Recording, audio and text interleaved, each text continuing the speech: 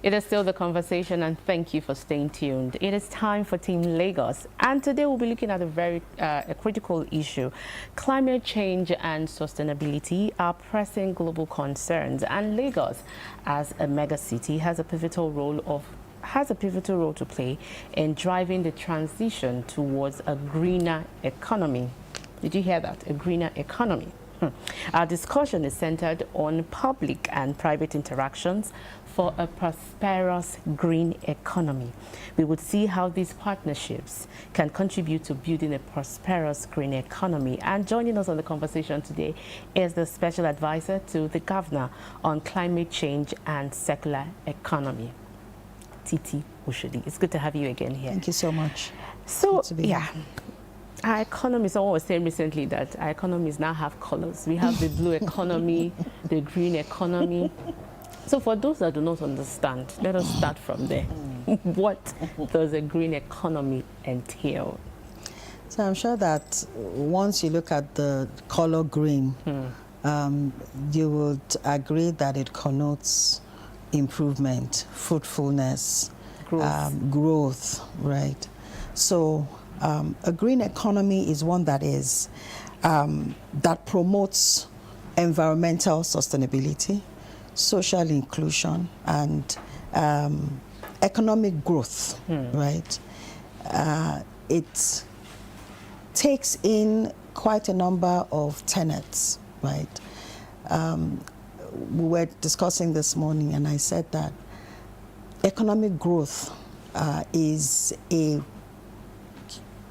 big indicator for a society to be declared as prosperous or wealthy. And that means that for a green economy to be the lifeline for the growth of an economy means that we're infusing sustainability, we're taking note of how our resources are efficiently managed, we're taking note of how we're preserving our assets, we're taking note of our human resource, our human capital development. There are strict and policies and frameworks and behavioral attitudes that help to preserve and conserve all of those things. Even our diversity, our biodiversity is, conserved. So those are various tenets that encapsulates the definition of a green economy. So why is it important for a megacity like Lagos? For obvious reasons. Lagos is an emerging economy. There are various sectors in Lagos that are boosting at this point in time.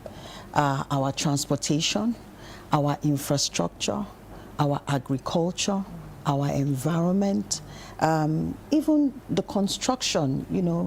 They say Lagos is a construction site, and that is because there's always continuous growth, development, that happens, that is always breaking out, various sectors. Even our tourism right now is another angle, another sector that is really receiving a lot of visibility. What about our entertainment? So there are so many areas that sustainability is a very critical ingredient for us to be able to harness growth, harness prosperity, and wealth. And, in all of these sectors that I have mentioned, you would agree with me that government has a part to play, private sector have a part to play, and the community also have a part to play.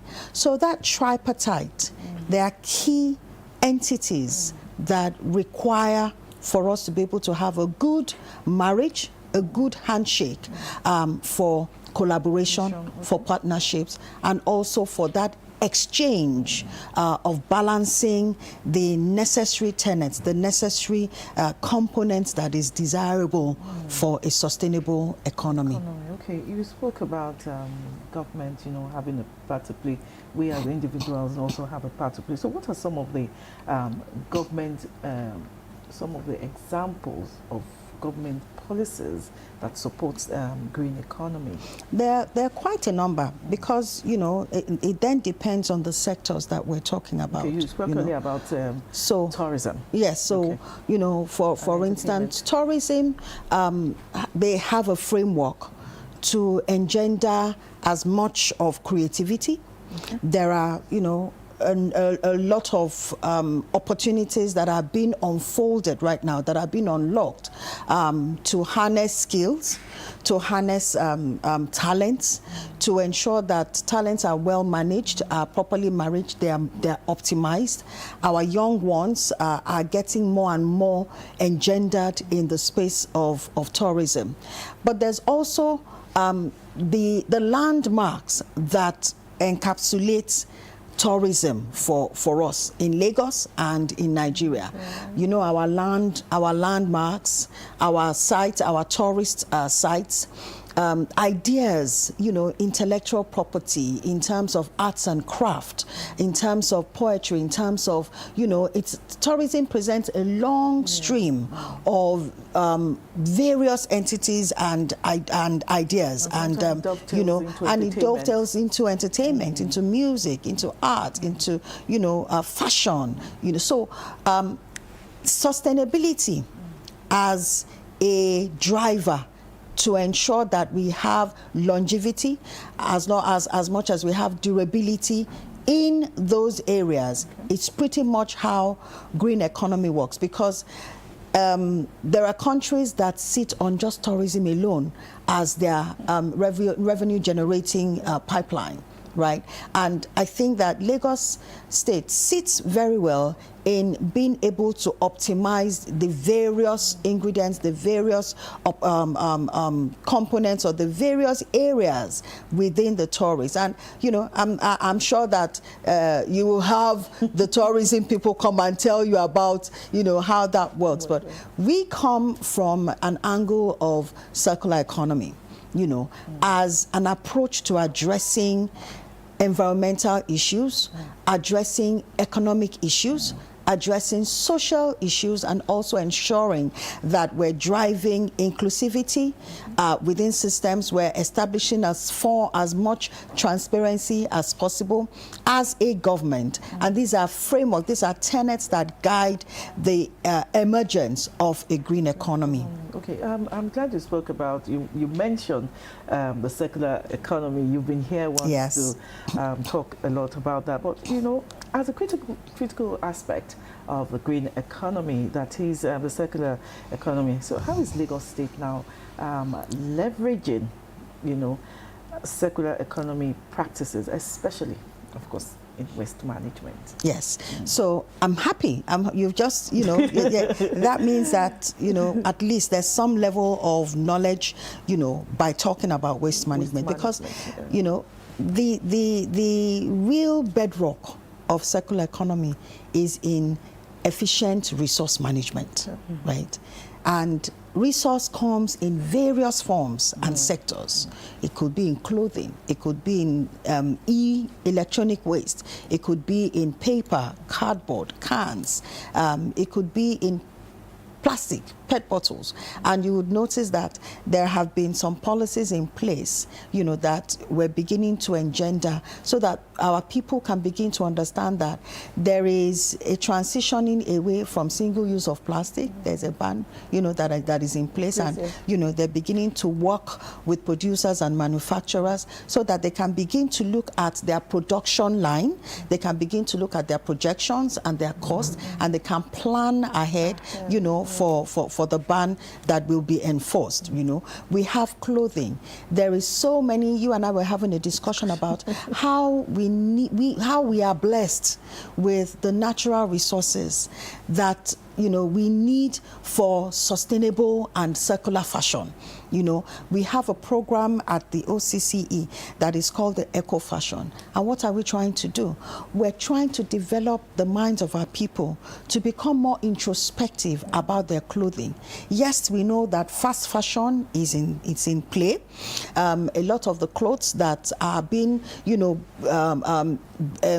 imported into the country are pretty much around the plastic. You know, that's why you have the propylene and all of that polyester. Exactly, polyester, you know. And those clothing take forever. They take years for them to decompose when they finally get into the landfills. So the desire and our plan is that, first and foremost, our people get to understand that these clothes form part of the degenerative components that affect our climate, and the impact of it is coming through in so many ways.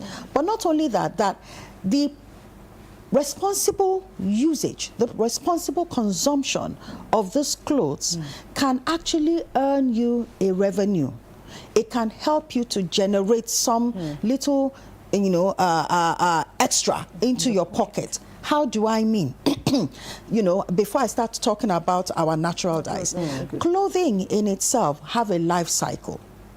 When you finish, you know, the usage as it is desired of you, you know, there you can either pass it on into to your sister or to your church or to charity, right? Where they somebody also uses it, and then at the desirable end for them, you know, there are enterprises, there are, you know, businesses who operate within the market of recovering materials, right? Whether they use it to be recycled, whether they use it to be repurposed, or whether they use it as an item that can go into another sector. And there are, you know, sectors like that. There are people, there are businesses like that. And those enterprises we call the material recovery businesses, or we call them the business membership organizations. They work within the sustainable and the green economy space, right? We have the nano, we have micro, we have the big, you know, medium-sized businesses who also do that. Now, at the last mile, when the clothes have had all of the sort of uses that it can, you know, ever be exposed to, there are corporations, corporations like Lafarge, like Julius Berger, that have started to utilize clothing as a component for sealing, for asbestos, for construction items. Wow. So you will see that there is nothing like waste within the circular economy space. What makes it even more magical is that when you begin to identify the roles, the tenets within that value chain, you are able to identify where you can start to generate income or revenue from. As an individual, as a household, you can look for those who collect clothes in exchange for fund, in exchange for money, in exchange for social subsidy. And that's where government comes to bear. So we have started to work on a multi-sectorial interrelations component dimension, where it is that your waste can be for anything, waste to X, you know, whatever it is that you decide it to be. We run, you know, pilots in that area where waste could be exchanged for recharge cards or data, or it could be exchanged for food, or it could be exchanged for health, a health insurance scheme, or it could be exchanged for a discount in your transportation using the Cowrie card. Now, over time in my work in this space, I have become more endeared to natural fibers, to natural resources. And so you would find that my fashion theme has become more on adire, on green, Ankara, and more green. Why? Green. These are clothes that are degenerative by themselves. You would notice when you put ashoke in a place that is humid, you'll find that it can tear off by itself. Yoruba would say onti, you know, they can tear off by themselves. So what it potentially says is that it doesn't take long for these clothes to degenerate. So even if, which is natural. So even if we want to, you know, start to be more sustainable, we can either think, okay, if I'm going to be expending on, you know, fast fashion, I better know, I would plan how the lifeline of the life cycle, I will ensure that this cloth does not get onto the landfills where it affects, you know, the climate that we live in, and, you know, ultimately cause the degenerative abilities that it can, you know, on human growth, on human nature. However, if you want to go into the natural, then you know that over time, as you continue, you know, to consume, you're not consuming in large measures, because that in itself is wasteful. So that is with fashion. We have, you know, PET, we have PET bottles, we have e-waste, and each of these sectors and categories of waste all have values that are potentially available for our communities. Aside from incentives and driving this initiative, which I agree that using incentives are good, but Yes. again, I'm more interested in creating the awareness for people to understand the essence Yes. of this purpose. How well are we doing, or how well is the ministry doing in ensuring that even people at the grassroots understand this purpose? So the idea is for us to start working closely with our private sector organizations. Okay. Our projects and our initiatives are community-centric, because we understand that where the numbers are is at the bottom of the pyramid. And we also understand that where the gaps for job opportunities, for business opportunities are prevalent is in that socioeconomic strata. And so when we, you know, design our projects, we choose, you know, communities based on, you know, the location, based on what sort of waste is prevailing in their space, based on their disposable income, based on the prevailing job, you know, occupation. Do you understand? For instance, when we piloted at Badagry, we found from our data that, okay, it's a coastal and both a terrestrial location, terrain, but it also has a bit of, you know, intellectual, because there are quite a bit of schools, you know, within that space. You have the College of Education, you have, you know, the university, right? So in designing the sort of solution that will be suitable or that will be unique for that place, data gives us that ability to be able to do that. Each location will differ, depending, you know, based on these indices that I have put out. And then from activation, there's a show and tell process that they can see for themselves, you know, that their waste, depending on the category of waste that we have asked them to bring, you know, what they can get in return for it. And, you know, you have metrics that are global standards, especially for things like plastic.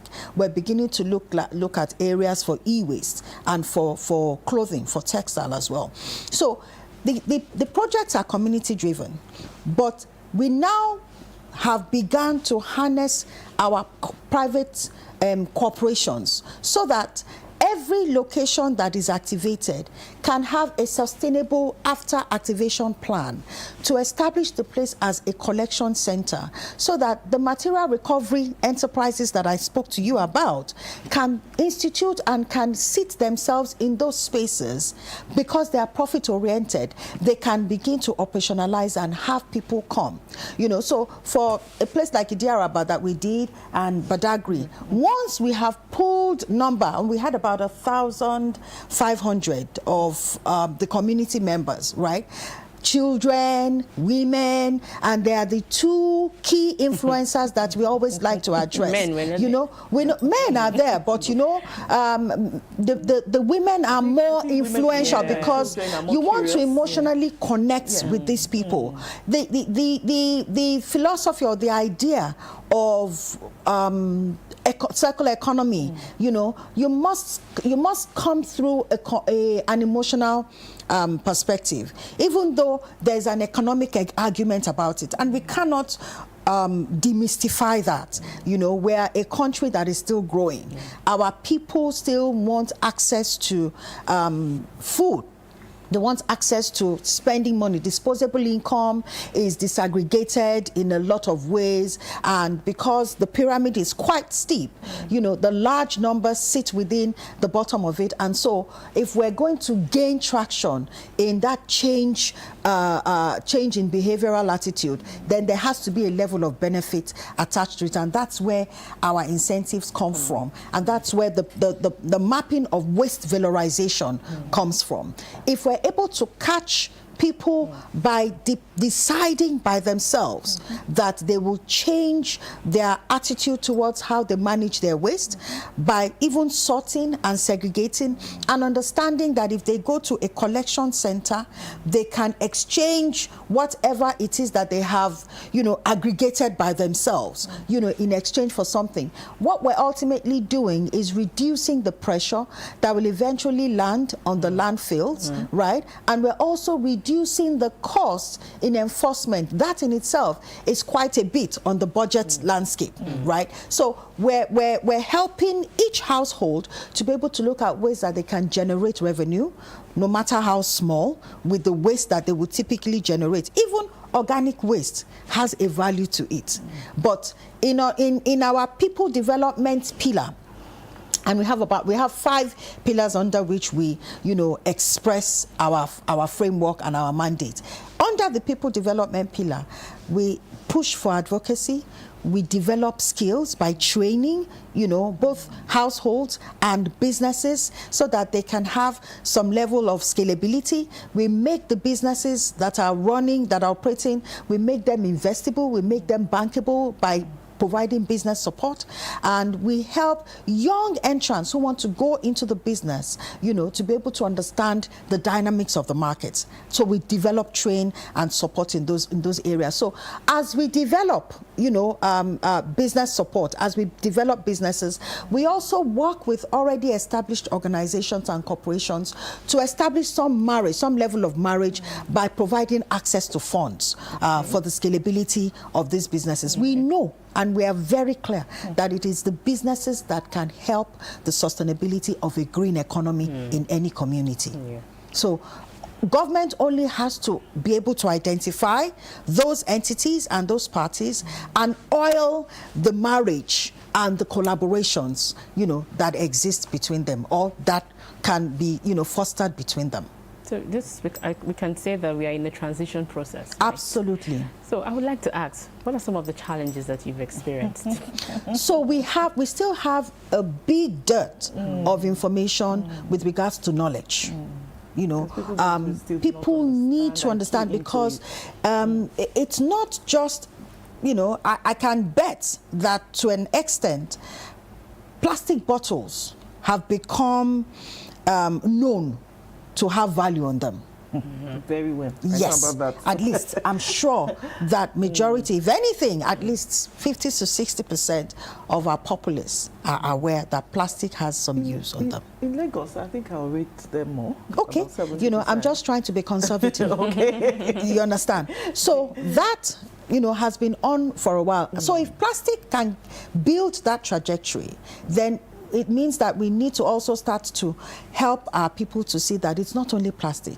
There is wealth in cloth. There is wealth in your laptop and your phone that has spoiled, you know. Even those who are in computer village know how much value they have if they're going to. That's why people buy scrap. Yes, they buy, exactly. Do you understand? But we have not optimized that, even our waste, as it were, today, in terms of optimizing the recycling opportunities. We are not up to 10% of that, despite, you know, the knowledge about plastic. Do you understand? Okay. So even for with that, we're talking cloth, we're talking e-waste, there is opportunity for businesses to open up. Our young ones who are seeking job opportunities, there are business opportunities that we can begin to unlock, you know, and that means that this market of green economy needs to be stimulated such that they can begin to see how they can, you know, plug into it. I wanted to ask that children now. Yes. They say catch them young. So do you also have a plan where you know, take up children and inculcate this culture in them? So the best way is the curriculum. Yes. So the best way is, we don't have in the curriculum yet, but there are extracurricular activities, extracurricular after our club that, you know, we try now to drive the narrative of climate change, waste management, green energy or renewable energy through schools. I went to a competition over the weekend, and these were schools that were very, very notable.